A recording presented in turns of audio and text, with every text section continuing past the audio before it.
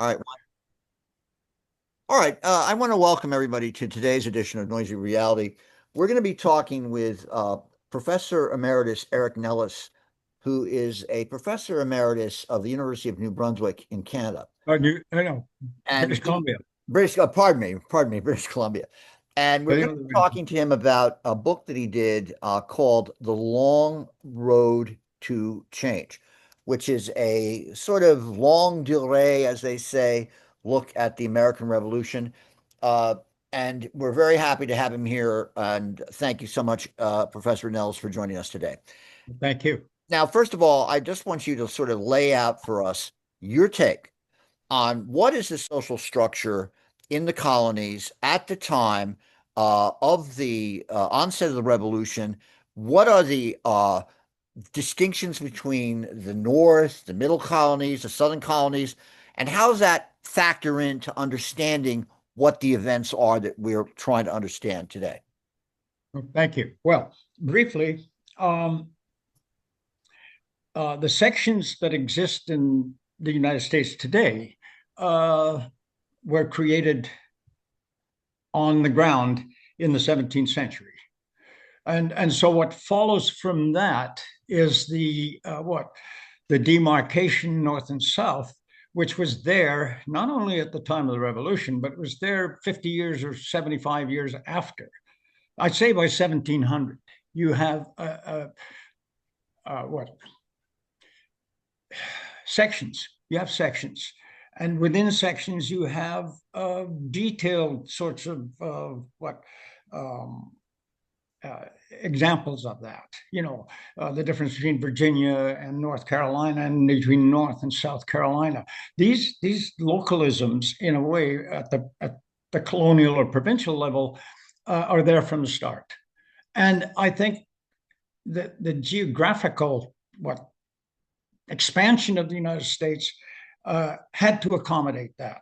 But the politics that go with the social divisions, the two founding types, if you like, or three.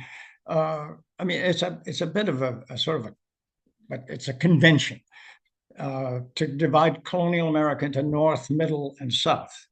But within the North, Middle, and South, there are subdivisions, and those persist. They persist in shaping what was what became the problems of the sort of decade or two before the revolution, and a point I would make here is that as colonial America developed, and I did a dissertation on farms and economy and labor in Massachusetts, rural society, with a sideshow on Boston. But that sort of development, slow as it came, it's slow. It was slower than what was going on in Britain in the 17th and 18th century. And that's often overlooked. I mean, some of the older imperial scholars would note, James Truslow Adams and people like that, they would actually see that Americans were taken aback in the 1760s with the empire's redirection, and they shouldn't have been. They were living in a sort of precious little world of looking at themselves in these regions, which were quite distinctive.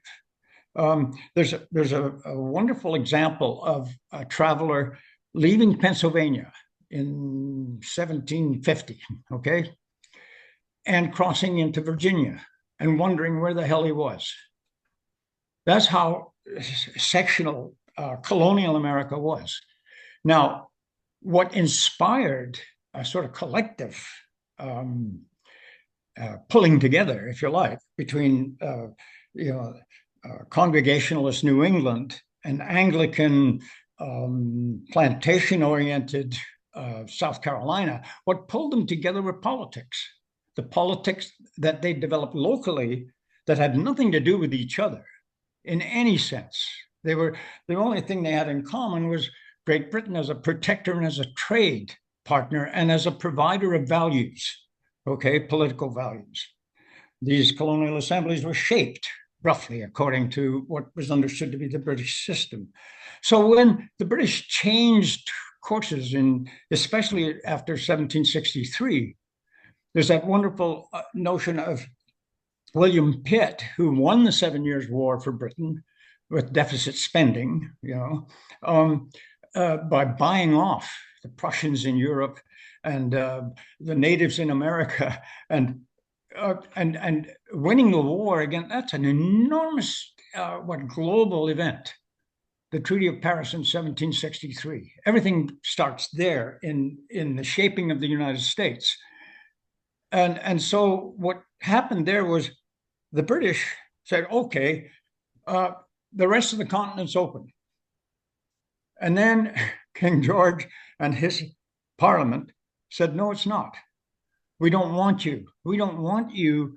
We don't want South Carolina backcountry people or Pennsylvanians in the backcountry, Western Pennsylvanians, or New England. We don't want you in that territory west of the Appalachians. We don't want you there.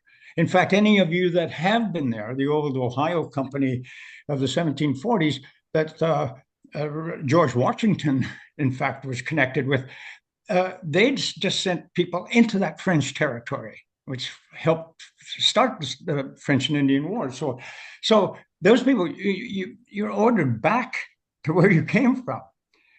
That is a moment where these disparate units in the empire, and one might include Jamaica in that, or Barbados, or by 1740s Nova Scotia, or even Newfoundland. They're all part of that empire, and they're seen collectively by the British as one sort of unit, one unit in the Western Atlantic. And in it, what had happened, and it's a wonderful, in my slavery book, one of the things that struck me doing that was something I'd known, and that is that the difference between West Indian slavery, French, Dutch, or British, was no residence, no white resident culture, no politics there. It's all, offshore. And so the big thing about American slavery in that sense is that it was allowed, in a sense, to develop without any restraint, first in Virginia and then, all the way south. And so that as new colonies come on, North Carolina, South Carolina, and then ultimately Georgia, which was not supposed to be a slave colony, as it came on, it brought slavery with it. Slavery into the United States was by imitation, by convenience, by imitation of Barbados, for example. Slave codes really just simply imitated Barbados. But that development was, what was it? Edmund Burke's phrase, salutary neglect. That's a very famous trope. James Henrietta did a book on it. And it was in that period between about the 1720s and 1760s, really, to the end of the 7 Years' War, where the Parliament really and the Crown, it simply left Americans to their own devices. Trade was good, it was harmonious, and so on and so forth. But there are other reasons why there was resistance that was sort of not localized. Trade. I mean, the economics of the American Revolution, I mean, it goes back to the progressives at the beginning of the century, the reformers there who saw they're attacking capitalism in 1900 or 1910. James Beard, was one of those. And Eric Foner's father, in fact, a little Philip Foner, all the ways later, those people, and Parrington and so on, all the way up to Hofstadter, they in a sense wanted to see economics as a mechanism in the American Revolution, the causal thing. Frankly, I mean, I apologize, for reducing this, but the British brought on the revolution. The notion that somehow or other, as Galloway and others suggested, Franklin himself, there's that famous, and it's in the book here, I think, when he was asked, in 1766, what are the feelings towards the empire? in the colonies, and Franklin was highly respected on either side of the Atlantic. Well, he said in 1763 they were harmonious, happy. We were all proud to be freeborn Englishmen and happy to be in the empire, in the nurturing, embrace of the empire. Not so good now. Yeah, 3 years right. later, Right. the feeling is not so good now. Now, one point that's not really emphasized a lot in these more recent interpretations and discussions about the Revolutionary War is the impact of the Great Awakening, and that is that the Great Awakening does it have an impact politically in the early part of the 18th century in terms of creating a feeling of disrespect to Anglicanism, to the High Church of England, etc. And we know that that kind of fundamentalism was also impregnating the upper classes in England. Lord North was a fundamentalist. So I'm wondering Right. if, and normally we don't talk about religion, but how do you see the first Great Awakening as a factor in the mental and psychological attitudes of the colonists and Well, also those in the metropole? well, the Great Awakening is. I once had an honors student at UBC who was looking for a topic, and he's an active Christian, and I said, take a look at the Great Awakening in America, the first Great Awakening, which he did, and it revived my interest in it from the perspective of a sort of populism that arose. I mean, the sermons, Whitfield or Jonathan Edwards's rabble rousing, and what you had were congregationalists like Jonathan Edwards who would take the tactic, pardon me, of arousing a population with fiery language, Old Testament stuff, and so I was fascinated by that about James Davenport, cuckoo. I mean, here's a guy, he's arrested every 10 minutes in New England for demonstrating in the streets. And it gave me a flavor when I read this stuff of just how loose the society had become through that. So the Great Awakening's impact on the American Revolution is, I think, the old one, and it's been said before, as though the old historians always used this, that it opened up the society a little bit. Mm-hmm. And that's saying too much because, frankly, the word class in America is, it's a funny word. There's a middle class and then there's nothing else. Okay. Politicians, when they talk about what's wrong with the country, well, the middle class needs a tax break, or the middle class this and that. There's no working class. There's no upper class. There's sort of language that would not have been understood in the 17th and 18th century. There were better sorts, okay, and lower sorts and bad sorts and this sorts. There were sorts, and there was deference. There was a hell of a lot of deference. Frankly, there was deference during the revolution and after it. And so Americans would defer to someone not by birthright, but by some other measurement.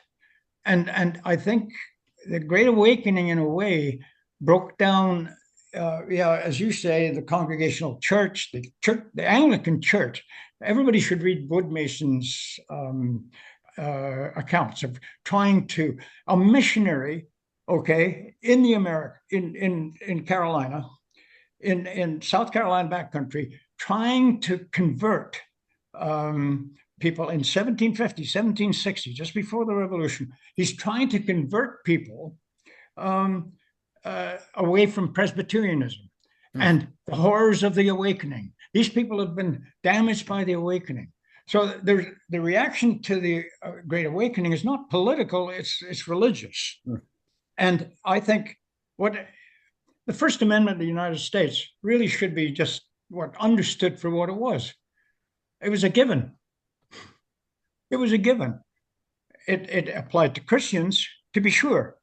But the idea of an established church anywhere in America is impossible because of the flux in the colonial period, not only of competing religious interests, but of the society itself. You know, New England is, and I I spent 2 years in Boston, and I spent hours in every archive in Massachusetts, I think, and the feeling I got from it was, here's a society I quite admire, in the 17th and 18th century. I quite admire it. Never mind the Minutemen who come along and all that stuff, but just simply, if you were willing to, accept Calvinism, accept the doctrines of Calvin, and the ministerial apparatus, it was a good place to be, and it was a good place to be for people.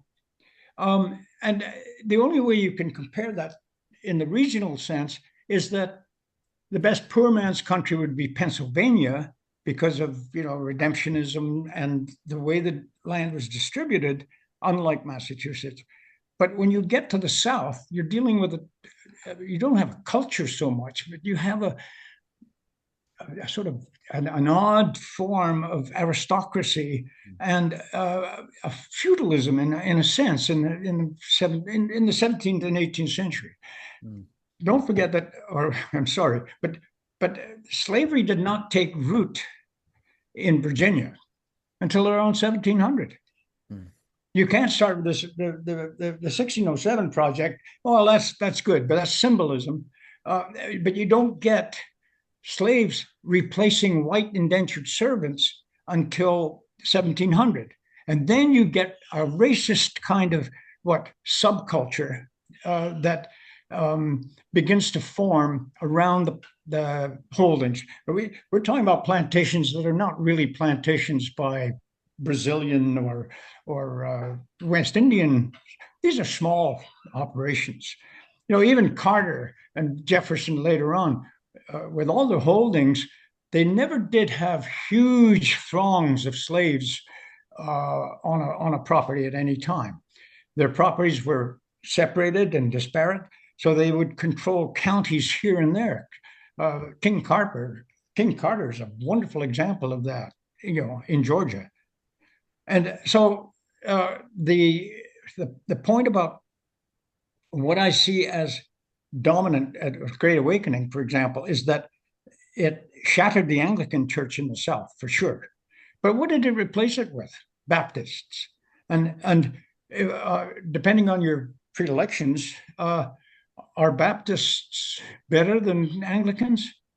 And what the Anglican response was Methodism, Wesley, and right. I suppose you could say Whitfield. That what is that? It's kind of modified or abbreviated form of Anglicism. But whatever it is, those things really, I don't know. The Great Awakening into the Revolution is it's hard to show it. I mean, by converting, by rising Quakerism. Quakerism was on the decline in Pennsylvania. Presbyterianism, Scotch-Irish, they're elevating it. And what do they elevate? They elevate a sort of I think what's manifest there is evidence that the Great Awakening did not influence the American Revolution. Interesting. Not in any sort of direct way, but because I think what influences the American Revolution is politics, stamped into what is forced upon a bunch of disparate parts and cultures. It's forced on it, right, by British actions. That's a simplistic view, and it runs against a lot of common sense history. That how do you explain the Minutemen? How do you explain when the call goes out, the British Gage's army at Lexington and Concord is surrounded by thousands of farmers with guns? How do you explain that if not a popular uprising? Right. Right. Now let me get into you alluded earlier to the situation in 1763, and you have England coming out of the 7 Years' War with a debt of 122 million pounds. They're paying annually 4.5 million in interest. They have a budget annually of 8 million pounds. So Yeah, hence they are spending over half their budget they covering are. that. Yeah. And then the amount that they're going to get from imposing the Sugar Act and the Stamp Act are only about 150,000 pounds. But So doesn't pay for the administration of it. exactly. And then, of course, they're confronted with a pan-Indian uprising, Yeah. which had been brewing since Yeah. 1759, 1761, Pontiac's revolt. So what is, and then, of course, these ungrateful Americans are just saying, well, what are you imposing these taxes on us? Because, we don't need to pay them. I mean, what's your sense of all that? And what's the sense of the idea of the colonists having this idea that they're taking our liberty away from us? Well, I mean, all of that, the language, liberty, slavery, they're making slaves of us. I mean, Right, if slaves. Yes, you look at the exactly. Yeah. literature, in the archives or in the recorded documents, the word slave shows up. That uh, the king and parliament are enslaving us, by imposing these taxes against our will. Well, I think the and we're talking not about the common sort of the shit kicker in Massachusetts or the corn husker in South Carolina. We're not talking about them. We're talking about the educated, literate elite, not elite, but that class of Americans who are subject to this. Who's going to pay for the Stamp Act? The stamps. Who pays for the stamps? It's people with money. The guy on the farm, it doesn't affect him until he's told it does, and until it reverberates to him. Like, you want a legal document? Well, they didn't deal in legal documents. This is a merchant kind of culture. My friend John Tyler, this book, Merchants in the American Revolution, made that very clear that those taxes were imposed, and James Beard had said it, that when I talk Charles about Beard, Charles Beard, politicization, Charles Beard, Charles Beard. yeah, yeah. You're James Beard. You're talking about the Well, okay, but I mean, yeah, go on. but Charles Beard. Go on. that wonderful word, Jim, politicization. Yes. I think what I what grabs me is maybe I've been politicized myself over 87 years. From this to that, I've been made aware of politics as a young person. I've gone to the left, the Labour Party in Scotland, the NDP in Canada, or the Liberal, that I've been politicized by circumstance and by a condition. I think that the big thing to look at is that thesis, that sort of model. Historians are not supposed to have models for anything, but there is a model of, and political scientists would definitely understand this, that societies shape themselves, and the politics that emerge come from shifting in the Western culture, at least, and in China today, from being politicized. How are you politicized? When I went to China. I lived in China for about 6 months on a Pacific Pacific scholarship exchange. And one of the things I noticed, this is 1992, right after Tiananmen Square. And the lingering sort of Maoism I saw shocked me. They were already building big hotels. The market economy was coming in and all the rest of it. But that culture there in 92 had to be politicized. It had to be shifted from its Maoism, it's what, deferential, it's oppression under the Mao system, to become the wide-eyed capitalists they've become. I saw that transition there, and it fed me in that politicization. How do you get politicized? Uh, the great thing about the United States, and I note in that book, there are two things that struck me reading it again recently. Was one, that the making of the Constitution is a remarkable bit of work. There's nothing original in it. They didn't invent the damn thing, all the language in it, but the shaping of everything they knew and understood, like the Declaration of Independence. What does it Jefferson say? If I'd put down what was in my mind, you wouldn't understand it. So I want you to understand this. It's Locke and it's Ferguson and it's it's Adam Smith. It's this. It's that. Oh, you're familiar with that, right? So I'll put it in the Declaration. along with the sort of sub-running titles, about that bastard, what he's done to us and all the rest of it. And Paine comes along with the same sort of message. He's not, Paine, Common Sense is a beautiful piece of work. And it actually, he understands colonial America as well as anyone. And he understands it in comparison to Great Britain. But he notes that these early stages, from actually running from the 7 Years' War, which introduced a lot of colonials to the empire directly. I mean, all the militias that took part in the 7 Years' War really didn't know what the empire was in many cases. What's the empire? Well, I don't know. I'm a freeborn Englishman living in this place. And so the introduction there is a process of politicization. So I think it's easy to see that, but I don't want to carry any of this too far, but the Constitution is a gorgeous piece of work, in my opinion. I would never taught the Revolution course or anything else without, Federalist 10. What a beautiful, and I mean, I know it's overdone. There are better pieces in the Federalist Papers in some respects. Hamilton, I think, is the most astute in so many ways, that book, but number 10, wow. And you think, reading it, I know this New York, and I mean, he's trying to sway the New York Convention, but he's referring to Hobbes. He's referring to an old sort of that any educated New Yorker would understand then, his points of reference. If you democracy, fail. I mean, why? You just looked at the Zenger trial in New York, where you get somebody taking over. A small. Oh yeah, tell us about your take on the Zenger trial. I think it's great. Yeah, I think to me, I don't think it gets enough attention, and I regret that the revolutionary leaders, in fact, don't refer to it so much. It did two things.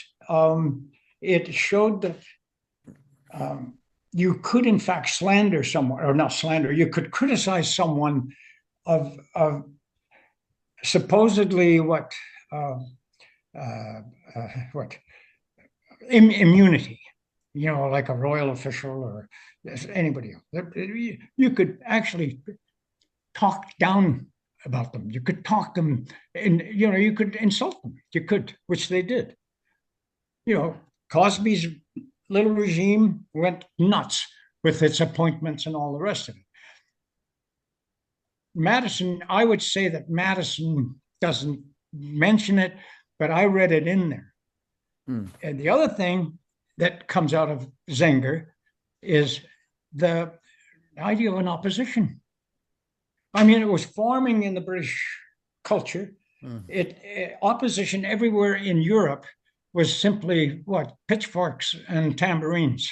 There was no sort of formal political or intellectual approach to organized opposition to any government or royalty or crown, or and so I think Zenger did that. It showed that in the trial, which is a wonderful trial. I mean, it really is, that you can have opposition. You can have an organized opposition that functions, and it's actually helpful. It's useful. And as it turned out, it's the aftermath of the Zenger trial. The Morrisites, I mean, Zenger gets arrested and jailed, but the Morrisites take charge in New York. And they, in fact, by being an opposition that finds a way to get rid, painlessly, really, of an oppressive democratic regime. Madison's point is that, and Americans go on, we're losing our democracy. Well, the United States is not a democracy, no more than China's a democracy. I mean, it's what it is a congeries of Republican representative governments that function as representative governments, and democracies don't work. Socrates knew that. They don't work. When I was doing my dissertation, for example, I was fascinated by I'd go to the Boston records, or the town records. They're wonderful, given the Puritan tendency to anal, behavior. I mean, record every bloody thing, and so I'd go there and I'd look at these meetings. They're recorded verbatim, volume after. I had it one time. I bought them in a used bookstore in Boston. The reports of the commissioners of the town of Boston. They'd gone through every handwritten bit of paper and published these 20 or 30 volumes there were, covering it up to when Boston became a city in 1830. From 1630 to 1830, 200 years of this recording. And I would look at these meetings, and I thought, that's as close as the United States has ever come to a democracy, in the pure sense of that. Interesting. For these town meetings, interesting. Everybody shows up, and everybody yells and screams and everything else. And it's the town that represents. See, again, looking at this regionalism and why, for example, the British were Gage, for example, warned, watch these people in New England. They may be this, they may be, maybe you don't like them, but they have a political system that informs them, that's politicized them into having assumed rights of representation. Never mind the language of the Stamp Act. It's that warning that I'm looking at these people, and they go to town meetings and they vote, and the town, and who sits in the Massachusetts legislature? The towns. So that when the coercive acts, the intolerable acts, when they're applied, the big thing is to take away the Massachusetts government, to just cancel it, to nullify it. Well, you're nullifying all the towns. It's not held by any group. It's the towns. So there's a form of, we call that democracy, but really what it is a kind of representative system that guarantees, I think, fairness and justice. So, and there's still deference there. I mean, from Samuel Sewall down to John Adams, there's deference and expected deference, but it's an odd. Adams once said, "I work as hard as any farmer, as a lawyer," and I take that as it's a Calvinistic, it's his way of justifying himself. But the way in which the system there is defined, I think, is very important in what I mean by politicization. And that when the British say impose, it's easy to get the Minutemen. Right. Now, one thing I want to get into is that you talk about politicization. So you have, in reaction to the Stamp Act, you have the Virginia resolves that I believe were published in Rhode Island. They were, yeah. And that, of course, Rhode Island is sort of unique in the colonies because of its charter. It still retains sort of the freedom of religion charter from Roger Williams and all that. And then you have, in June, you have Massachusetts asking for a united statement against the Stamp Act, and you have the Sons of Liberty formed, which in some senses, you look at it, and in terms of mob behavior in America, which I've always loved reading George Rood and Hobsbawm on mobs. New York is filled with mobs of different types. But you have this North End and South End in Boston of basically your gangs that then form the Sons of Liberty. And then they're also involved in ritualistic parades, which are used to satirize power. So Pope's Day in November, Pope's Day is a all big the colonies becomes a day where they basically reject completely the Stamp Act and do it with great pizzazz. They burn. They threaten. I think don't they attack Hutchinson's house? Yeah. So tell us all about that, because you talk about politicization and this rootingness that they feel that these assemblies, and yes, we know the assemblies are limited to white males, women can't vote. There are slaves in all these populations. And the other thing that was interesting in the newer scholarship is the presence in these mob actions of slaves, of free Yeah, blacks. that's right. Crispus Attucks, of course, killed Yeah, in yeah. Boston What's later? in Yeah, yeah, yeah. 1770 is a free Yeah. black. But there's a segregation also that occurs in these demonstrations against power in November of 1775, excuse me, 1776, 65. So just what's the sense of that? That this bottom up kind of rebellion that's occurring throughout Well, the colonies. I think one of the best books ever written on the revolution is Gary Nash's Right. The Urban Crucible. And I think that should never go out of date. It's 40 years old now. It's a wonderful book in which he doesn't say this is where it all starts, but without the urban community, without the mob, without the sense of what organization, um, the way that Hancock, for example, could just simply, here's a guy that you're talking about deference. And there's that great book, The Shoemaker and the Revolution, Alfred Young's book. Again, I recommend that. On Uh, Ebenezer McIntosh.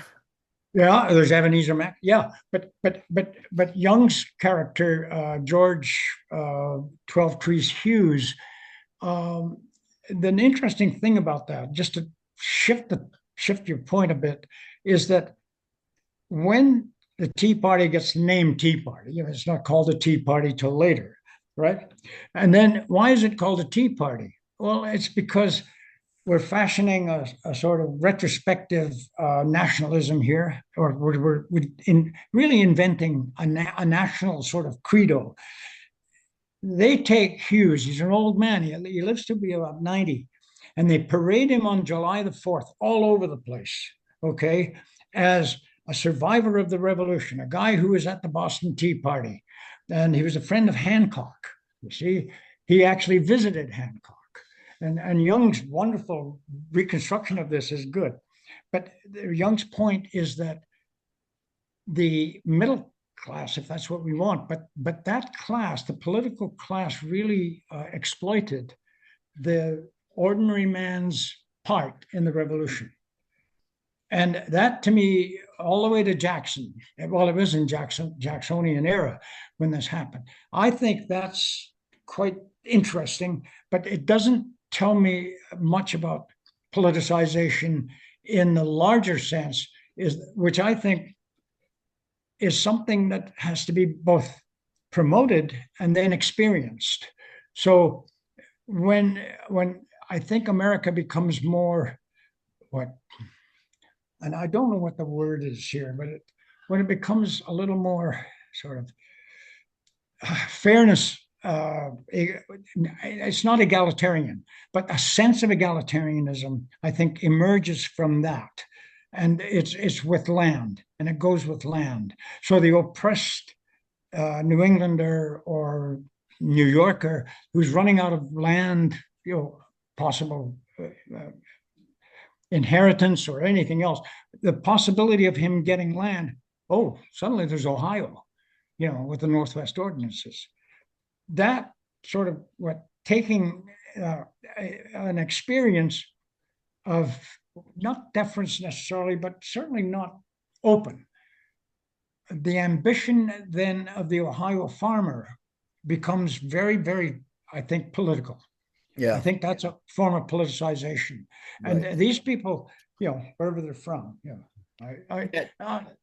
but again, I may stretch that politicization issue too far, but I think what the British do in the 1760s, and we focus on the Stamp Act and so on, and I think we should.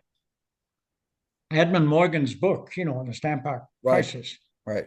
out of it came, the wonderful phrase, no taxation without representation. When that, I think, does filter down.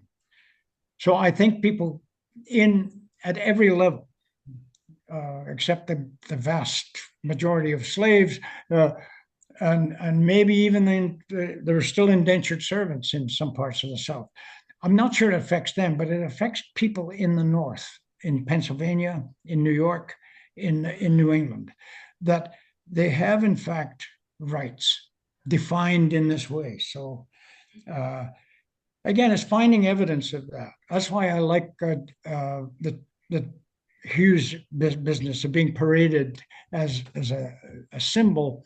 It backfires a bit in that I think we don't get. I mean, when we talk about Jacksonian democracy, I don't know what the hell that means. What it means is that these states, like Ohio, for example, and others, have what they've drunk the water of individualism and liberty. I mean, Lincoln comes out of a hard scrabble world into what a more open system where he's a little freer than he was, or his family. I mean, the family was.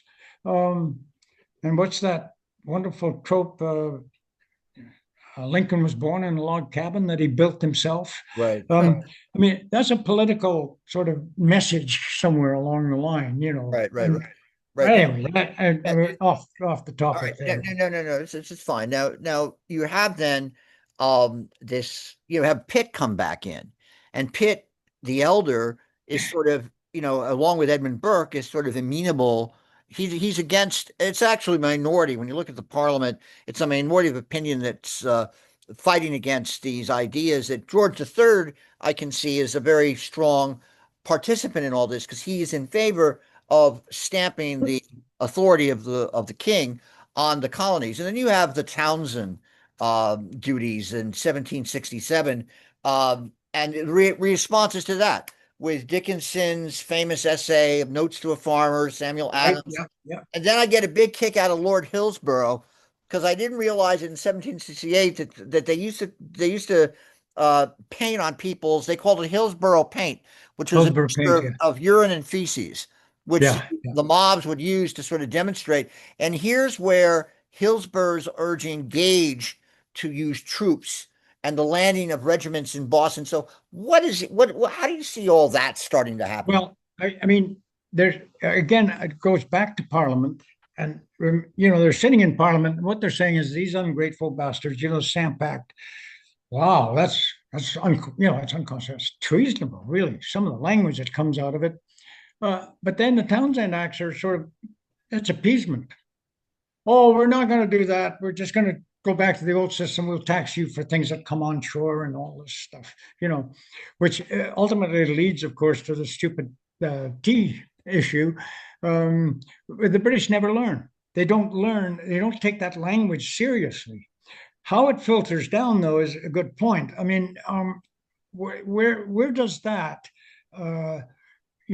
smearing shit, the Hillsborough crap. I mean, the occupation in Boston, for example, of imperial troops, of British troops in 1768 was offensive to the letter. I mean, they're off the castle in the harbor. They hide there. Eventually, they're harassed. They're harassed, right down to the Tea Party. The origins of the Tea Party are part of that same we'll get the Quartering Act, we'll get another Quartering Act, and those things bear, they weigh. But whether or not, and I think what we're getting at here is, can we see the revolution from the bottom up? Take a Howard Zinn approach and just see everything from that perspective. And I'd be happy if that was the case. And I don't know where it would take the revolution. It seems to me that the revolution is really, as Hannah Arendt said, and Edmund Burke said, it's a pure revolution, a political revolution. It's organic. It comes out of the people, but it doesn't come out of the mob. It doesn't come out of, Hamilton is right. I mean, his experience looking back at popular unrest. Right. And Gary Nash made some of this too in his book. But when he looks back at it, he thinks, what part did the mob play? Hamilton, the great speech I threw in that book, I couldn't resist it. I say leave government and rulership to the few. They will always keep the many in check. And they, the few, because they've got nothing to gain from it, will forever be good rulers. I don't know where that theory comes from, but that's Alexander Hamilton, bless his heart. I Well, mean, the musical notwithstanding, uh, this man, I have to say, I got very fond of Hamilton. Can I interject a personal note please, here? please. Well, I was doing a class on the Revolution, and for an hour, I spoke about Alexander Hamilton, how important he was. And my habit, well, you see, I have no notes.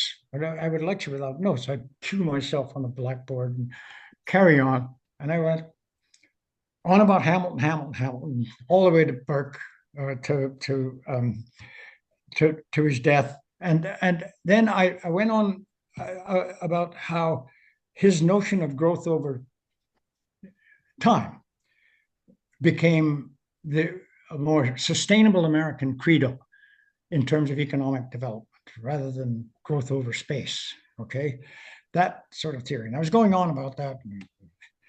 And I talked about Hamilton's personality as best I could. I mean, the biographies are just by, they're mostly, uh, they swing from criticism to hagiography. But in any case, I was walking, it was a night course, and I was walking these students back. I'd signed up to walk, as a sort of security in a darkened campus at UBC, Vancouver. So I was watching these two girls, really good students, and one of them said, "My God, that was something. You went on for 45 minutes there about Alexander Hamilton. How the hell?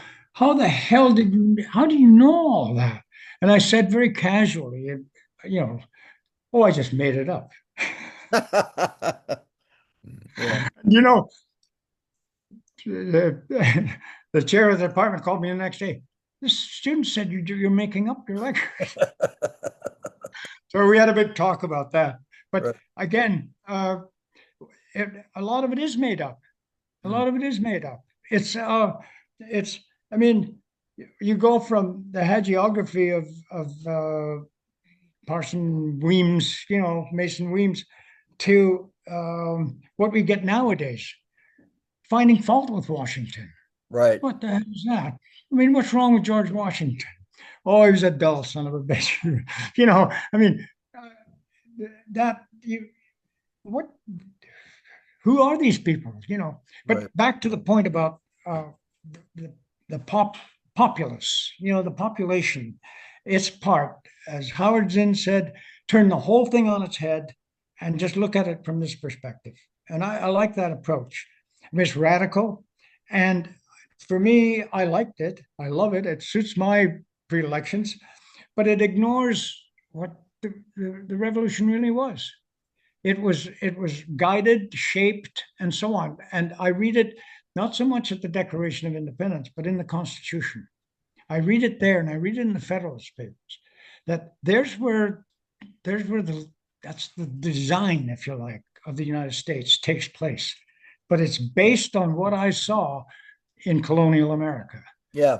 What's Regions, what's interesting when you talk about the bottom up approach is I remember when I first read Jack Tar in the Streets by Jesse Lemich, and I had the same reaction because while I do believe that one has to have a sense of the bottom up approach and all that, one cannot ignore, which unfortunately you'll see sometimes in current writing, the elites operating, and they tend to dismiss that, which I think is a big mistake. Now, you have also Parliament is responding all the time to this. In 1770, they repealed most of the Townshend Acts, and then you have the Boston Massacre in 1770. So how do you read that incident happening? And what also I find fascinating about all this is through this, because if we build up to the Boston Tea Party, of course that term wasn't used until the 19th century, the Tea Party. Um, yeah, this is well organized. This is a well organized protest. When you look at how they actually go and implement throwing that tea over, and what also fascinates me about that, it occurs in the midst of this international economic crisis affecting the right. East Yeah. India Company. And then But the when you East look at India Company were driving the British economy, and then stopped. It ceased to. Yeah, right, right, yeah, right. And they want to sort of use the United States to dump all this tea to sort of help them out. But at the same time, the king, and here's where you go to, so these are kind of things Americans don't normally think about.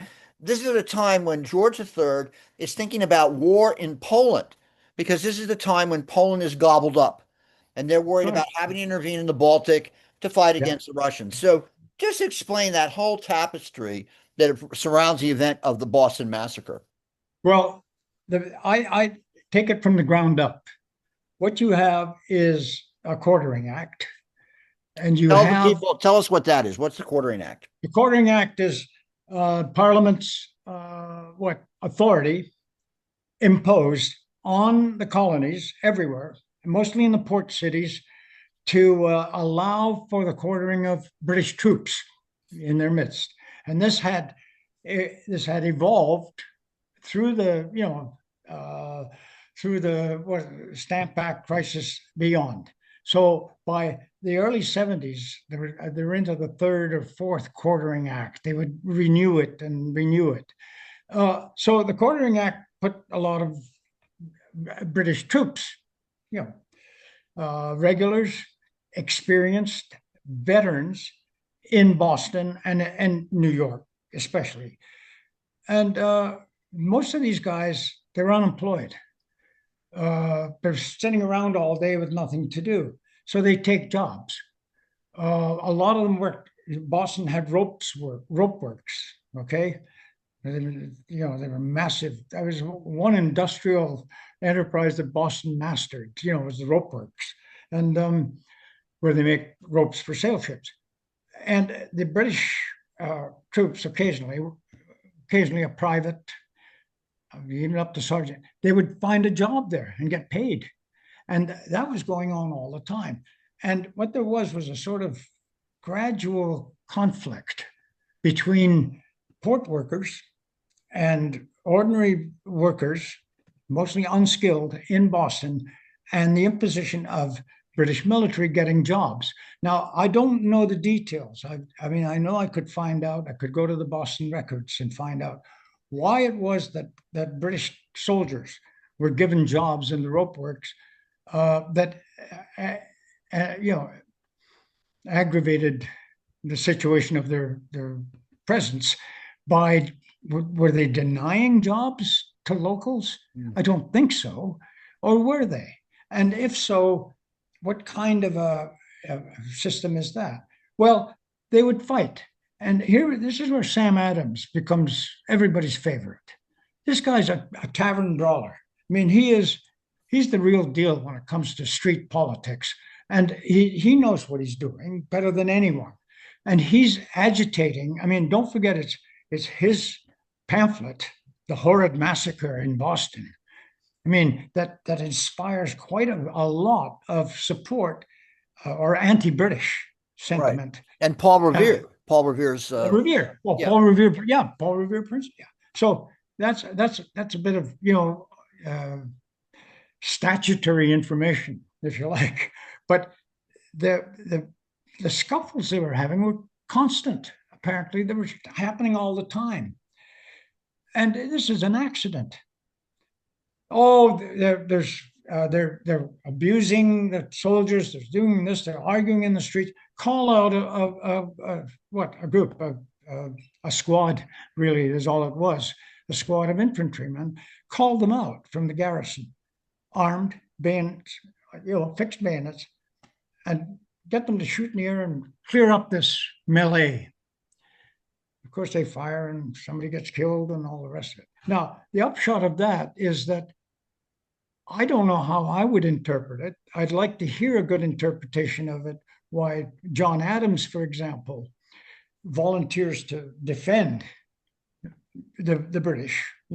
They're charged in a civil court, a Massachusetts court, and Adams defend. What I see coming out of it, because they're acquitted or they're suspended sentences and so on and so forth, reduced charges and so on and so forth, is what I see at one hand is, and I can't pinpoint it on any one person, and certainly Hutchinson, would not approve, but it shows, I think, or attempts to show the validity of the Massachusetts justice system locally, as opposed to a British sort of approach to that. I mean, don't forget, at the same time, you got the Gaspé Right, in incident, which 1772. I think, going back to Rhode Island is like a cockpit Right. of antagonism. Right, and Oh, that's and even he's more significant. That's even more it significant. is. The way the British, and Yeah. tell people what the Gaspé incident was. Well, Gaspé is it's a coastal cutter. It's a customs cutter. It's looking for smuggled goods all through that area, and it runs aground near Pawtucket. It runs aground, okay? And in the night, a bunch of Rhode Islanders, and who's inspired them? Well, they go down and they burn the goddamn thing to the keel, right? The British go nuts. You know what comes to mind is the assassination of Ferdinand. Ah, And right away you say, Sarajevo. well, Right, look, right, these Bosnians, right, I want them arrested. I right. want all of these Bosnians rounded up. So the Crown says we want all these Rhode Islanders. Well, we don't know who they are. Well, find them. Okay. Well, that is a more significant issue. I agree. It's more significant than the Boston Massacre. The Boston Massacre is the propaganda of the deed, if you like. I mean, and it stands out. And here's where the literature really comes in. You could be semi-literate and understand what Sam Adams is getting to. The horrid massacre, the horrid. This is unprovoked, an antagonistic approach by an oppressing power on local people. And that, to me, is, with the Gaspé, is a very significant, the two things together say a lot Right. about arousing popular sentiment. Right. Supposedly Nathaniel Greene was part of that boarding party. Some say that. Now, then in November of that year in 1772, you have the creation of the committees of correspondence that are created in Boston, and you have about 80 of them that will be The established. circular letter, the circular letter, Explain to yeah, people what that is. right. Well, um, I think we can interpret that, you and I sitting here, all these years apart, 200 years of, we can say, oh, well, what they're up to, what they're trying to do is get support for their increasing sense of isolation. Because the Crown really had already decided that Massachusetts is where it's all got to go. Right.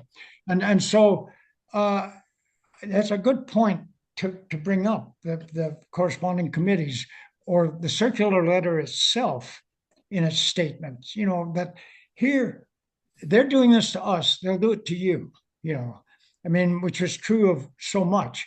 But when you say that, I think you need to back it up. And so it gets quite articulate. I think the committees of correspondence are very important. But I would insist that the committees of correspondence are made up of lawyers, merchants. In New England, they are, for sure. And what I want is to see how that either filters down or is inspired by an appeal to what Sam Adams was doing. Mm-hmm. Sam Adams was not appealing to anyone other than the common wharfinger in Boston. That's what he was appealing to. And we're still locked on an urban, and 95% of the American population is living out there. It's getting the message there, I think, that comes out of this corresponding committees. And it's easy to do in New England because you have many corresponding committees. The towns take part in this in their own independent way. In the South, it's more difficult to see because at this time in South Carolina, for example, you've got a form of imperialism, what they call domestic imperialism in political science. I mean, where one little hub controls everything around it, and even the entire, it's like New York used to be for the United States, kind of domestic imperial. Well, I mean, it's what Toronto is to Canada right now, where Rio de Janeiro is and all the rest of it, and Beijing. But that notion that what you had, and this shows up in the revolution, is definitely a class issue. I mean, it's probably more prominent there in South Carolina than anywhere in the colonies, in my opinion. And I make a lot of it in my book on the empire, which, by the way, I spend more time on slavery in that book than I do in my book on slavery. There's quite a lot in there on how it really did. And it's that language that offends so many in Florida and Texas and elsewhere in the United States. It did shape America. Of course, it's How could you ridiculous. not see it? Of Well, course. but describing how it did is really interesting. I know. None of this works, and when we get to the 1840s, the richest people in America are slaveholders. They're Right. plantation holders in the lower South. So the business of class is, I think, a perennial in the South. And I'll use class. Oh, power, the energy saver. Better make sure this is plugged in. Oh, it is. Yeah. What was I? Once you get 5 miles from Charleston, you're in a different culture entirely, and there are no courts, there's no administration of justice. There's absolutely everybody runs wild, the regulators and the rest of it. Yeah, all that. By the way, that's the sort of stuff I want to get into in further discussions. The kind of work you did with your slave book, because in this case, I just want to sort of get us to through the coercive acts, which you talked about earlier in the talk, and the reaction of the British. The British, of course, completely go bananas after the Tea Party. Uh, Yeah. and that's when you start to have Gage calculating, and in England they're calculating, okay, what are we going to do? We're going to have to, as you say, we're going to have to take care militarily of Massachusetts.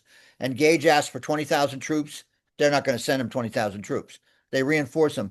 But then you have the First Continental Congress formed. So just take us up to that. Take us up to that. Then we're going to ask people, obviously, to chime in. It's very rich, Yeah. Eric, to hear your discussions about this. Very, very fruitful. Thank you so much for sharing all this with us today. Oh, thank you. I just want to. I've got my battery is showing a little low here, so I may need to. I'll just be a minute, Jim. Sure. And we'll start taking questions at this point after Professor Nellis talks about this. So just raise your hand in the Zoom and all that, and we'll start bringing people in on the conversation. Oh, Yeah, go on. by the way, it's yeah. Eric. Okay. Oh, Eric, yes, okay. Please.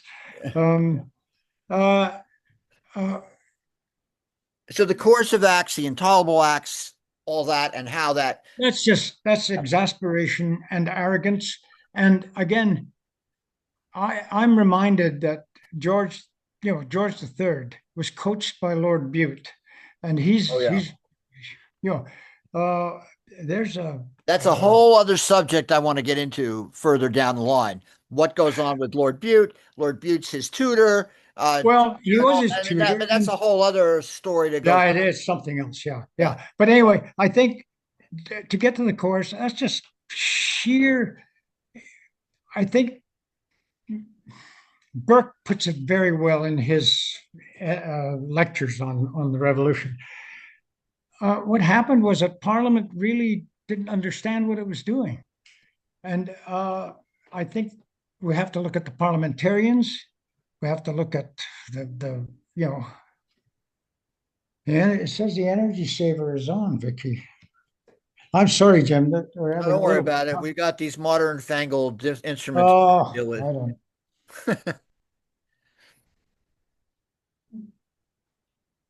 Should be getting power directly. It says the power saver is on. Anyway, uh, again, British action. You made a point earlier about debt and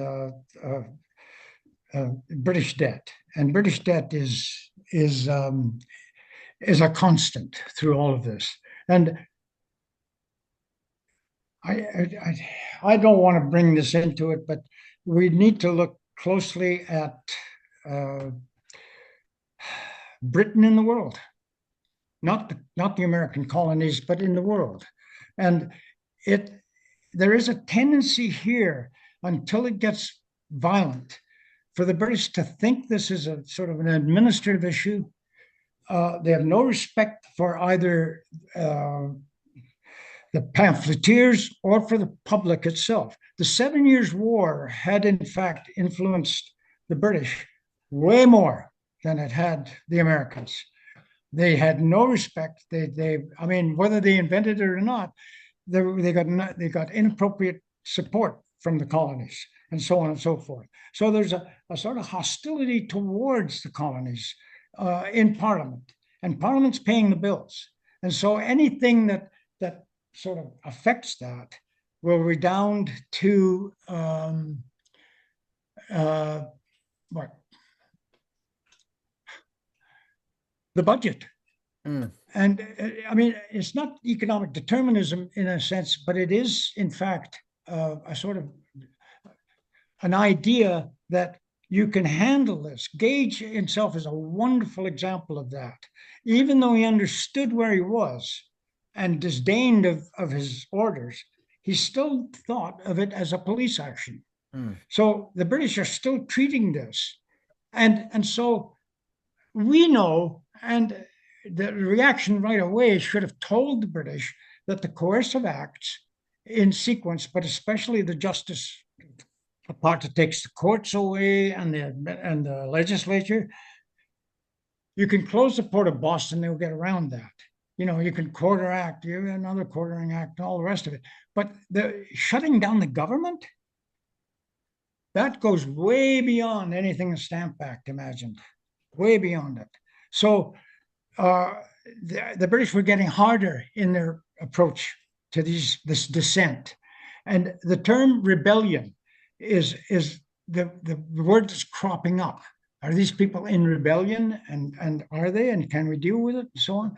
So I think that the coercive acts may be, I think, from one perspective, the British have spies all over the place. What are they hearing? Well, they're hearing, and we look back at the Tea Party, we look back at the Gaspé, we look back all the way to the Stamp Act. Is this a gradual sort of accelerating process of rebellion? And yes, it is. So they decide then that it's incipient, or it's imminent, and so that's the way they handle it. It's a military answer to it, to a problem that's really quite deeper than they understand. Right. And so I think, yeah. All right, let's bring Julian on. Julian, go on. You have to unmute Julian. Yeah, thank you, Professor Nellis. An absolutely fascinating talk. Sorry. Sorry, I just took out about 20 feet of poison ivy. I'm trying to survive that. Oh, good for you. Yeah, not fun.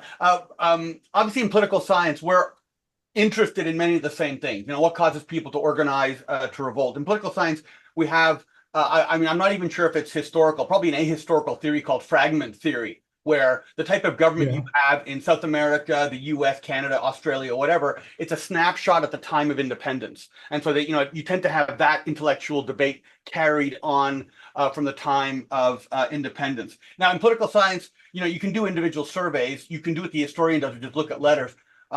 Obviously, you know, we in political science, we're trying to correct for the lies that people tell themselves, even in the letters they write to their loved ones. So we're always skeptical. The base course in political science is on social movements, because, of course, the biggest thing we can't really explain is when do people organize, under what circumstances they do. And, you know, we're obviously interested in that in an international sense. If you look at Assam province in India, you know, they have a problem with immigration and land use. And every time the Indian government defeats the insurrection, it comes up in a different way. And so we've seen 4 generations of a different kind of revolt coming from the same materialist condition. That's not all that, you know, of course, that's not always true. The Yeah. French peasants had charivari, and for Jim Dingham, we had Professor Camps from the Air Force Command and Staff College who did a little presentation on the English army and how they were not as bad as people thought they were. I asked him, what the French opposition was, and he concurred that the French military was even better than the British military during the Revolution. And we're for some reason, this went back 100 years, even over Quebec. In Spain, you had the landowners revolt against an attempted tax imposition about 100 years before, I think, the British Civil War.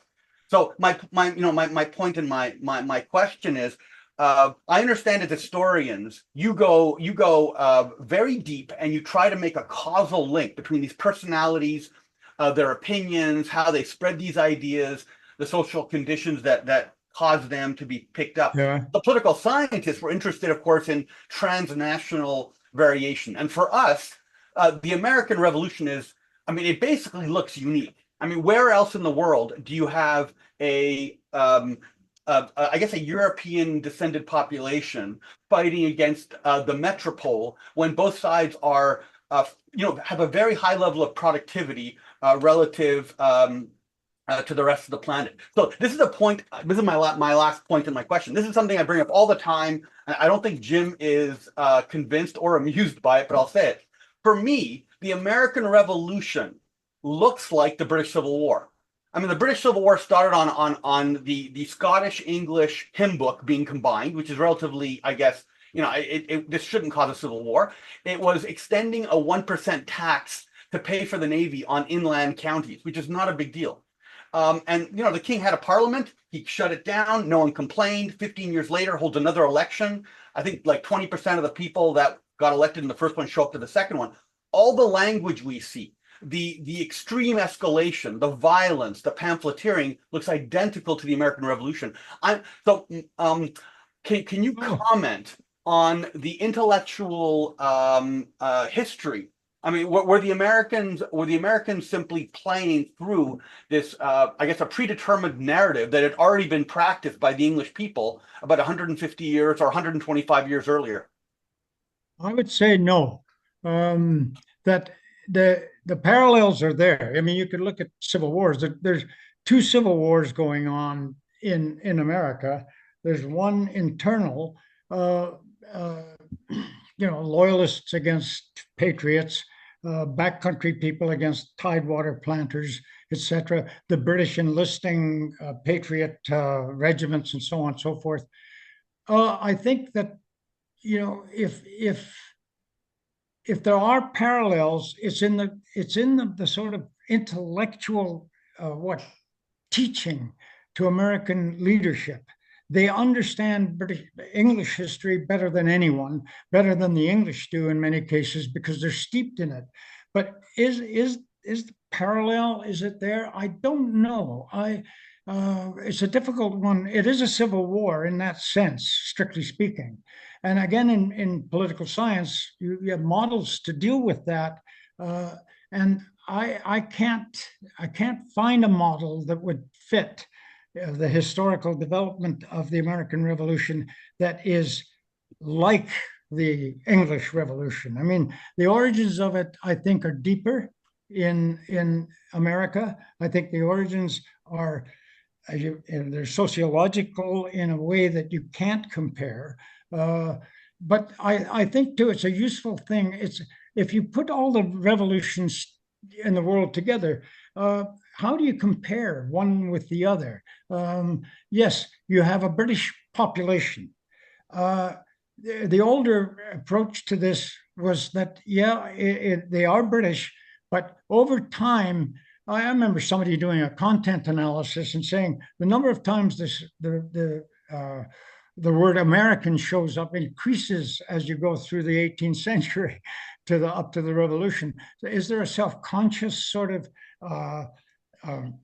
awareness of equality that's being violated? I don't think. I think it's the other way around. I think, or not necessarily, but what I've come to is that there was disappointment in the colonies over British behavior. Now, that I don't know how you fit that in, Julian. I really don't. But I mean, the point about the parallels is there. It's there in all of the aspects of it. I mean, they are Englishmen fighting against Englishmen, if you want to put it that way. But the point I keep making is that we're talking about a pretty fragmented American culture in terms of its localities and politics. You know, I really do think it's you have to come to terms with that first. And I do think that when intellectually, when James Madison, includes Hobbes in his analysis of political reality, you have what is Hobbes's great notion on the English Civil War. It's the fact that you need a strong government.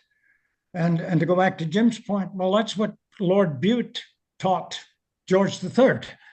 You've got to be decisive. You can't dick around with these people. You've got authority, hammer them. It's always the way that ideas clash with reality, and models really are very useful for me to start with. But I can't really address that question, but it's a good one. I like it. Yeah, sorry, Professor Nellis. In fact, political science does not have a model. I was hoping you would eventually come up with one. So thank you very much. No, I didn't mean a model. No, but it does have starting points that I really do like. And all of us in history I'm writing political history, so I have to know something, about it. I have to find out. And I go to political scientists for that. Well, thank you. Right. Okay. And one thing I just want to add to that, Julian, is that the issue of the standing army, of course, some of the interpretations we have of the attitudes of people rebelling was that they were angry when these taxes were brought into this equation to essentially supply a standing army of 10,000 troops after 1763. And I've listened to Native American historians, people who specialize in Native American history, talking about, well, the provincials basically wanted to have no restraints. They wanted to be able to militarize themselves to carry out the policies. Look at George Washington with the Ohio Company, which essentially is sort of a land grab scheme into the Ohio's, which is, there's different ways to look at what Washington did. Go on. What are you going to say? Regarding the English Civil War, there's nothing I mean, you'd have to go to the Newburgh meeting when Washington dismisses the army. Right. There's nothing in the American Revolution like the New Model Army. Nothing like it. Very good point. That to me is go read Christopher Hill again. Right. The New Model Army and the diggers and the dissenters and all the rest of it. That army, that's a fearsome kind of revolutionary mob. And the fact that it subsides, the fact that it's dismissed, is because Cromwell wanted it to. I mean, but nothing like that occurs in America. I mean, it may, and before it does, and I think that's one of the great things about the American Revolution, and from a sort of global history perspective. And I used to have to teach global history, first year courses in world history and so on. When you compare it to other revolutions and other kinds of revolutions, yes, if you get hung up on it, you're talking about loyalists being persecuted and the savagery of the conflict. And 5,000 Americans died in battle in the American Revolutionary War. Mao Zedong, when he talked about it, said, "This is a picnic." So we can't compare revolutions with any I can't anyway, with any sense. But I do note that some revolutions are different from others in certain specific ways. There's no New Model Army in America.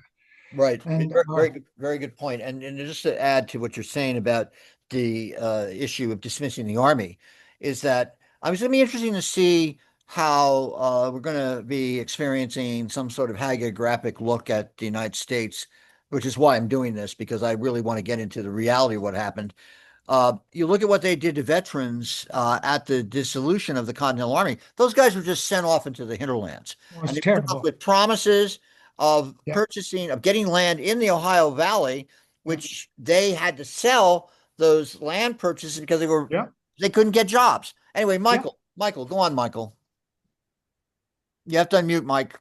Yeah, just did. Yeah, I just my question really has to do with the origin and the nature of the differences between Canadians and Americans. Americans tended to be more isolationist and tend more towards extremes, and particularly on the issue of slavery, aside from the economic considerations that in the American South, obviously, at least believed they had more need, if I can use that term, for slaves. But the actual feelings and attitudes about slavery, and in general, the beginnings of those differences and how they developed. And before you answer that, Eric, just does anybody else have any other comments or questions they want to make? Just raise your hand. Go on. Sorry. Go on, Eric. Well, slavery in Canada, U.S. I mean, in the broadest sense, and really, I think this is, it's a bit of an exaggeration. But if you take Canada, the Constitution Act of 1791 by the British Parliament, it sort of what forbade slavery in Upper and Lower Canada. And yet, the loyalists who are flowing in at that time are bringing slaves with them, okay, from New York and so on, into Nova Scotia and into New Brunswick and Ontario and so on. Canadian, that's a tricky question. Canadians tell themselves they're always against slavery. I'm not sure. So how do we see slavery? I mean, this is simplistic, but in understanding American history, I cannot understand it without slavery. I don't see it in any sort of larger perspective than through slavery. And I don't mean the 1607 project. I meant, when Taney says, in the Dred Scott decision, or they're not mentioned in their property, okay, in the Constitution. They're not mentioned in the Declaration of Independence. Now, that's upheld by the Supreme Court of the United States in 1757. There's nothing like that in Canada. There's nothing like it. So Canadians, if I take your question to mean what is the difference in approaches to that, I think we tend to be a little more fundamentally critical of it. But slavery is slavery. Yeah. Right, but essentially there was no institution of slavery in Canada, and I was wondering why the difference was. Well, it goes back, Mike. It goes back to settlement patterns. Winthrop Jordan put it very well. If you say, what are the causes of slavery in the United States or in America, colonial America? Well, it's imitation, it's availability, it's convenient, it's this and it's that. It's racist. I mean, he describes Englishmen, it doesn't matter what, they're living in Virginia without slaves, but they are fundamentally of the biological notion that that's a different species. I mean, just the language that Winthrop Jordan dredged up of Elizabethan Englishmen talking about Africans, that I don't think it entered French Canada in the 17th century. And the development of an English-speaking Canada is really an American offshoot. And most who come are not slaveholders. There are a few go to Nova Scotia. It's a difficult question. It was never started because of settlement patterns, and Canada is a product of Parliament, if you like, It's gone its own way since, but it is a product of Parliament. And by the time America is deep into slavery, it's probably the high point of slavery. We get the Durham Report, which says, that these are slave free, and it's after the abolition of slavery in the United Kingdom. So, and in long after the suspension of the slave trade. So there's no possibility of slavery in Canada. Is there a sort of is there segregation? Yes, there is. There's the town of Chatham in Ontario, or Africville in Nova Scotia. Those are segregated Black communities that stem, the former from the Underground Railroad and the other from Loyalist emigres. So slavery, it's a good point, actually. We tend to look at slavery, we don't tend to look at slavery. Most Canadians, politicians, journalists, and so on, they see racism in America in Jim Crow terms. That's how I see it, but not through slavery. Do we have Jim Crow here? No, we don't have Jim Crow. We have, casual sort of racism. Yeah, it's for sure. And we have issues with Native Canadians, Indigenous, First Nations, as we call them here. They're no longer Indians, they're First Nations. These euphemisms and applications are attempts, really, I think, for the Canadian, for Canadian culture to come to terms with certain obvious things. Yeah. Mike, there's no possibility of it. No. Yeah, so it would just seem that for one reason or another, Canadians are less racist than Americans. Well, I've noticed that, but yeah, I think so. And may I put it another way? Any way you look at it, and I've done a lot on this, my little book, but elsewhere, racism is not institutionalized here, but it's institutionalized in the United States to the extent that, the census asks you, which may be the result of the 14th Amendment, but it's institutionalized. It was constitutionally approved. It was constitutionally designed. Slavery and the racism, and it doesn't matter how it comes about. The real good scholars on slavery and racism will tell you that it's stitched in to the system. And I know the conservative approach to that in the United States is to obliterate it, to rewrite it, to get it out of the way. You can't get it out of the way. And Du Bois to James Baldwin make the same point. It's part of the American identity. It really is. It's not in Canada. Toronto has certainly racial problems, mostly West Indian immigrants, Jamaican, and Haitians in Montreal. But there's nothing like what goes on in the United States. And for all the advances, and it beggars explanation, it doesn't seem to be resolved, Mike. Yeah. And do you think that the difference between the fact that Americans tend to go more to extremes or to extremism than, let's say, the average Canadian, if there's such a thing as an average of anything, but do you think that factors in to that equation? I think so, yeah. I think there's a bit in that. Here's a society that struggles with the concepts of community. I am an American, and individualism. I am what I am. So there's a conflict there in the American character that allows freedom of thought and freedom to be, in fact, racist.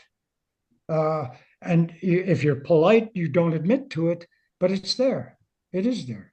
And I frankly find it I remember as a child, the first black people I saw, and I mentioned this to Jim, when I was I'd be about 7 or 8 years old, and we went to watch. They were demobilizing after the Second World War. It'd be 1945, or yeah, about 45, maybe 46.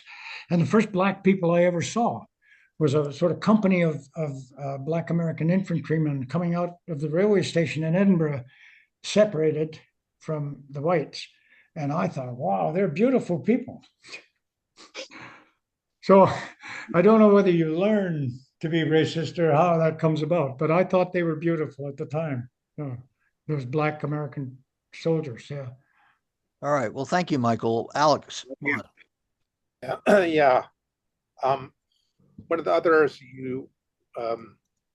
that is often historians often bring up with the American Revolution is the connection with trade and the whole, imperial preference system, and whether, Americans just want to essentially be able to trade with whoever they want and not, only trade, with the British. And, obviously that continues into the independence period.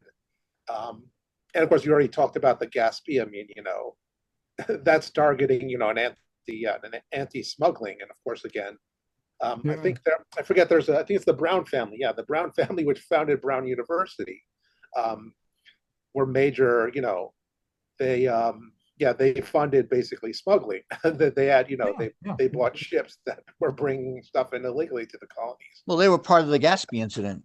Anyway. Right. Or what you think about that as a factor in the revolution. Thanks, Eric. Well, I think, first time I read Charles Beard's book, I was convinced this is an economic sort of a coup by American merchants, whether they're planters or, New Yorkers, or wherever they are, they get together in order to what? Manage trade. I don't think prior to the revolutionary period, there is a strong sense of American merchants, insurance agents, and so on, and tobacco salesmen to trade anywhere in the world. The tobacco trade went to Glasgow and Belfast and so on, and then on to Holland.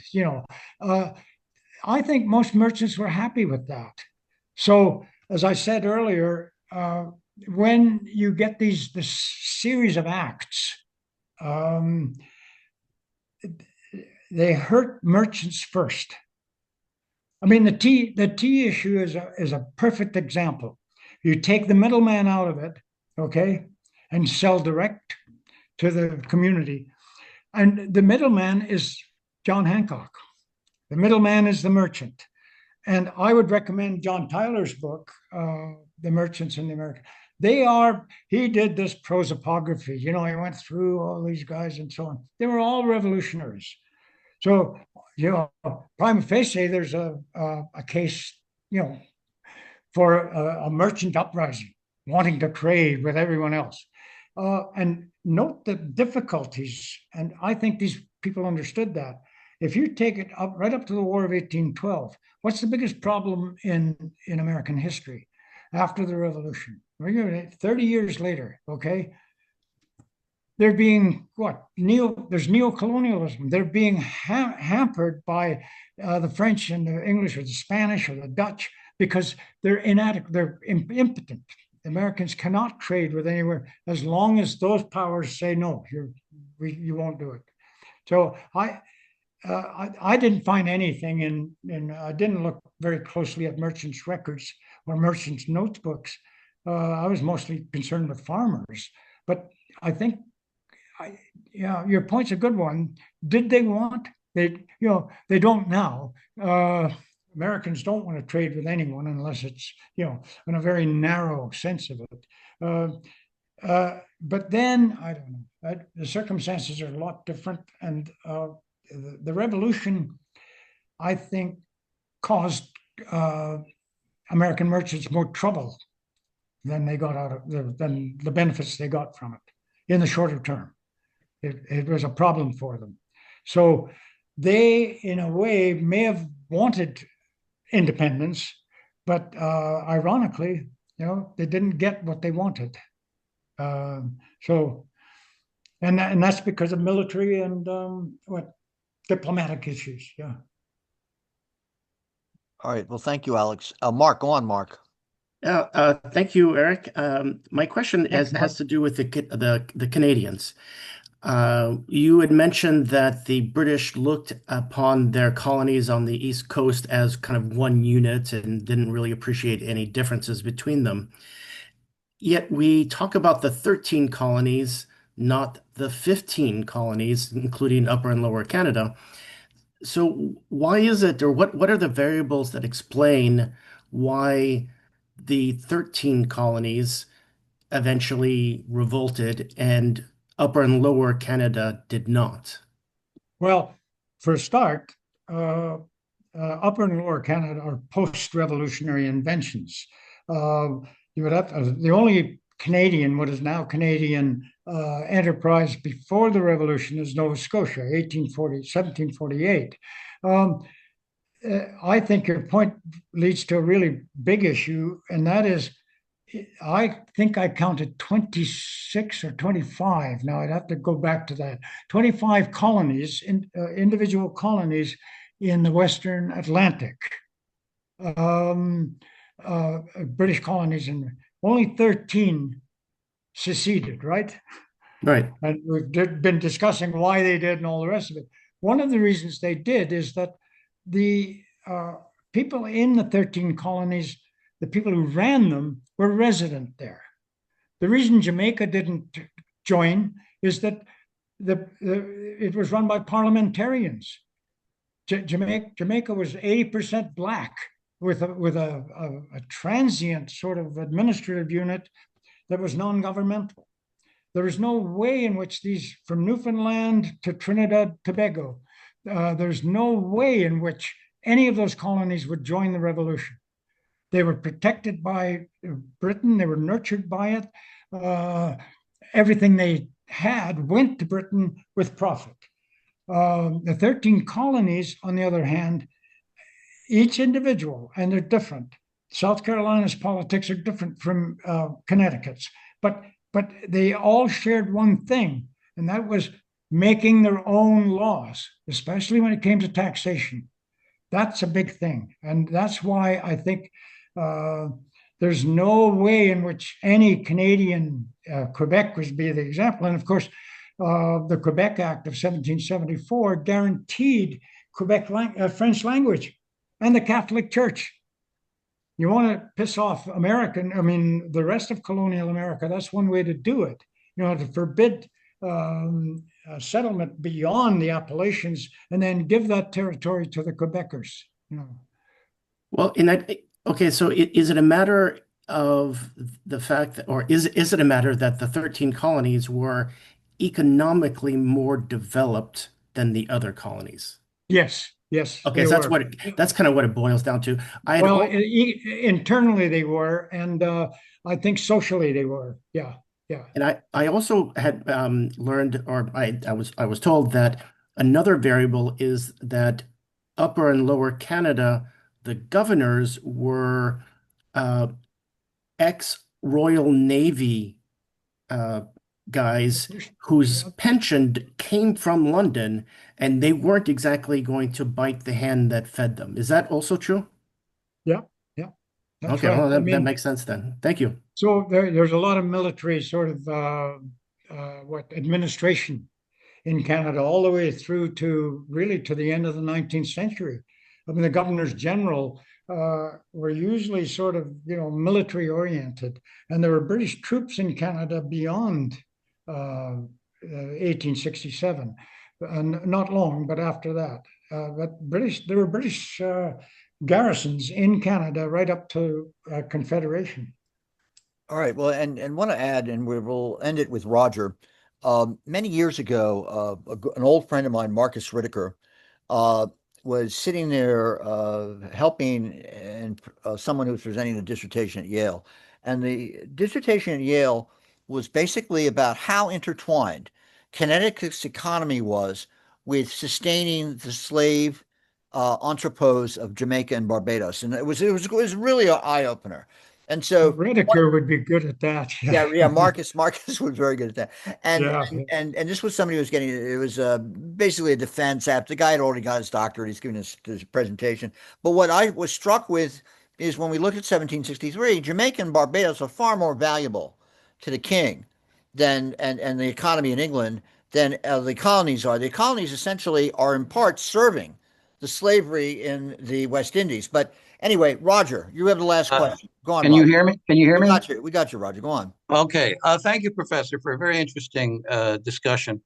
Your comment about the new model army not being pertinent in the colonies is interesting because, the Continental Army does get trained up in 1778 and becomes far more professional with the Steuben training. And, these are the Continental regiments that will stand toe to toe against the British at Cowpens and Guilford Courthouse. But, Yeah. there was a point, though, where the revolution could have become quite, there were actually several points where it could have become quite radical. You had and again, it was due to Congress not funding the army the way it Right. needed. Yeah. Yeah. And, you had the Pennsylvania Line Rebellion, you had, and then you had a very serious situation. I think it was after Yorktown, I think it was up in Newburgh, where Washington's officers basically want to march on Philadelphia. And Oh there's yeah, that Newburgh. Newburgh, and there's that issue. Yeah. famous Yeah. meeting where Washington, brings them all in this barn or shed, and he puts his glasses on, and he makes this very heartwarming speech that, I've grown Yeah. old serving, my country, and anyway, in any event, you had a Washington to head off potential radicalization of the American Revolution, which I guess you didn't really have in the case of the English Civil War. Well, I like that. I think the first question I would say, well, that gathering of the Continental Army in 1782, that gathering, if you could look at the New Model Army, these guys are deep-rooted Calvinists. They are angry with the royal government, and they are governed locally by Cromwell's almost dictatorial presence. They are a revolutionary group. I think the group is a very good point. That group of officers, they're officers. There was definite anger amongst them. There was anger, but it was mostly for money. Yes. What they wanted was they wanted land that had been promised. They wanted this. They wanted that. Lincoln is a smart man, right? The Homestead Act of 1862. Don't run into that problem. With the end of the Civil War. I think the difference is that I think the Newburgh should get more attention, and there should be more attention paid to who it was that was in that group and what their longer term intentions were.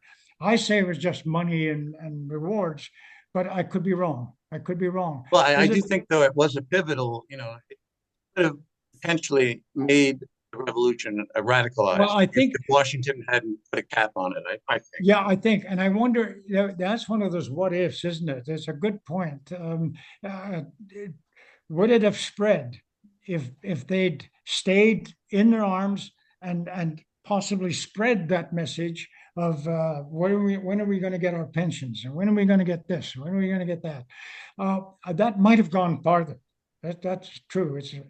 I think potential is always there. One of the problems with the Continental Army was that it was never very large. It was never, it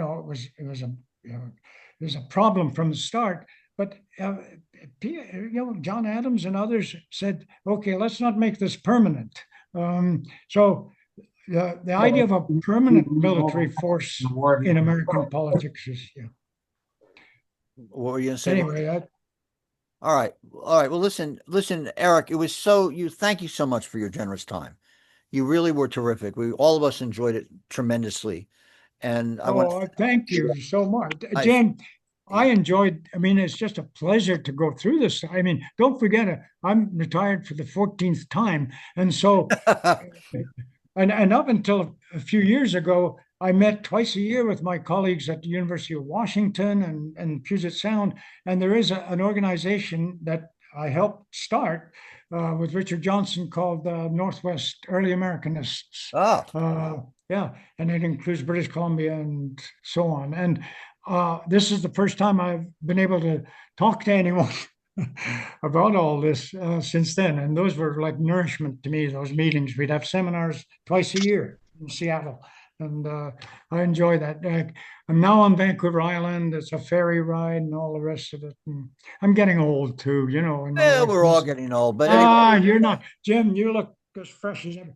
Well, About I wish slavery. I was a case, but anyway, listen, Well, I know. we'd love to have you come No. again to talk about another aspect of this. It was a lot of fun to have you. All of us enjoyed this, and I want to thank you Well, so much, Eric. It was really sweet of you to spend time with us and talk I- at this great length and so I say, thoughtfully. thank you Well, very so much, and thoughtfully. thanks everyone for being so so shrewd to ask the right questions, the questions I could answer.